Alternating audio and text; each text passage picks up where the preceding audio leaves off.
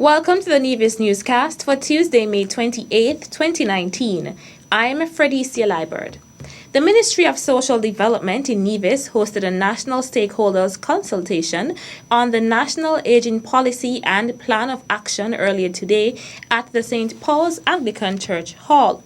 During the opening session, Director of the Social Protection Implementation Unit in the Ministry of Community Development in St. Kitts and Nevis, Azila Clark, outlined the objectives of the policy. We want to present to you the content of the draft National Aging Policy and its plan of action, as well as receive feedback from you to ensure that the context reflects not only our current day situation, but its planning for the next generation.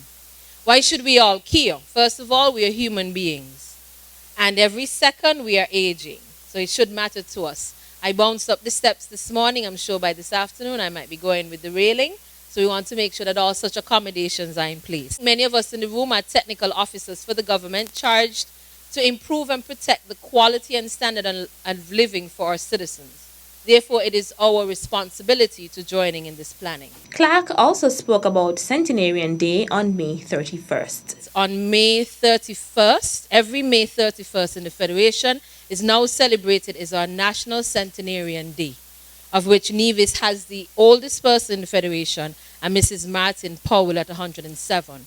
So while we have the markers of everybody wants to become, now nobody wants to become 16 to work, everybody wants to become 18 to vote, everybody wants to be old enough to go to college, everybody wants that age when they get their first home. So now in St. Kitts and Nevis, we are inspiring you to grow older and become 100, because there's an entire day dedicated to you.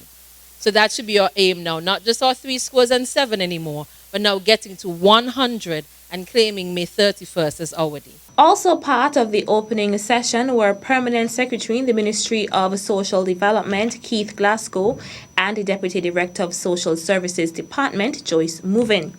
The participants consisted of young and older employees in the Nevis Island administration, as well as persons in the community.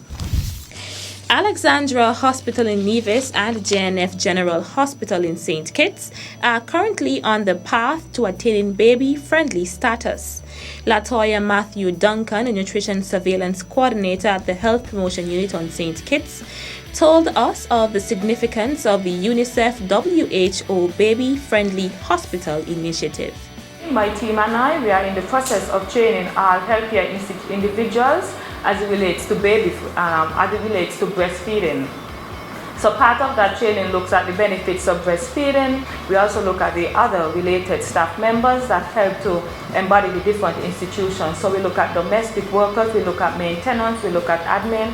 Anybody who is a part of the different institution is involved, and we provide training to all of these individuals. We caught up with Duncan at Nevis's Alexandra Hospital on Thursday, May 23rd. We are here today doing a breastfeeding documentary that would help the Federation to realize and to gain a little bit more awareness of how breastfeeding is. During the past year, the numbers for breastfeeding has dwindled severely. One of the major ideas or goals of BFHI, our Being Baby Friendly, is to ensure that babies are breastfed exclusively for 6 months. So when we say exclusively, it means no water, no formula. Give babies only breast milk for the first 6 months of their life, and then you can introduce complementary foods after the first 6 months of life, and you continue to breastfeed up to 24 or even 48 months if you wish. So breastfeeding is continuous. You do not have to stop after babies start walking or after they start speaking. An external assessment of the hospitals will also be done to determine whether they have met the global criteria. The International Code about Breastfeeding speaks about how much promotion can companies provide to institutions as it relates to formula. So they are not allowed to be baby-friendly. The institutions cannot promote no company that sells formulas. So for example, you could have a nice poster on the wall that's about breastfeeding, but if it has on a logo from a company that sells formula, that's against the rule. So that is one of the failing points. Another thing, they can stop any individual who work at the institution. For example, domestic workers, laundry individuals, maintenance, and they can ask them basic things about breastfeeding. So they expect most of the staff at the institutions to be familiar with most of the basic information about breastfeeding. So this is a part of the accreditation. The Baby Friendly Hospital Initiative aims to increase the number of babies who are exclusively breastfed worldwide, a goal which the World Health Organization estimates could contribute to avoiding more than 1 million child deaths each year and potentially many premature maternal deaths as well. Still to come. The pricing is not the pricing like in the market or elsewhere. It's a little cheaper down here because it's farmers. The details after this break.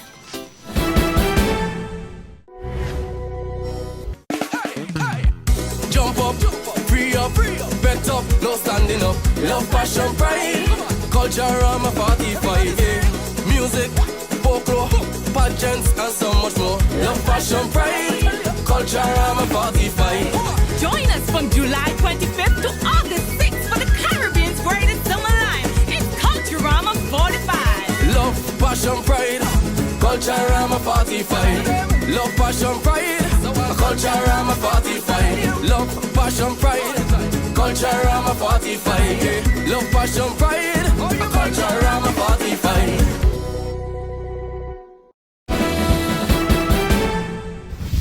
Welcome back. Nevis's Department of Agriculture hosted a first-of-its-kind activity in the form of a farmers' market on Friday, May 24th at the top of Government Road. The activity, which formed part of Agriculture Awareness Month, was well received. So says Minister of Agriculture, the Honorable Alexis Jeffers, who was on site supporting the event. Minister Jeffers congratulated the Ministry and Department of Agriculture for hosting the activity and gave some encouragement to the farmers on the island. I want to commend the department and the ministry for the effort and for the initiative. And of course, we have behind the cameras the permanent secretary, the directors, everybody who would have done their bit in terms of bringing this to fruition. I want to encourage our farmers though to use this as a platform for them themselves to initiate similar activities. It doesn't take the department or the Ministry of Agriculture to have such an event. Farmers can band themselves together, as in the case of the Nevis Farmers Co-op, who would have done similar activities over the years. I want other areas on the island of Nevis to engage in such activities, whether it's in the north, south, east or west. One of the farmers who participated in the activity was Travis Leach. He commended the Ministry and Department of Agriculture for the initiative. Very good. The turnout, the people them respond, and it was very good. The pricing is not the pricing like in the market or elsewhere. It's a little cheaper down here because it's farmers. Well, for me, it's farmers. I produce most of the stuff, so it go a little cheaper. The theme for Agriculture Awareness Month is Think Climate Smart for Food and Nutrition Security and Sustainability.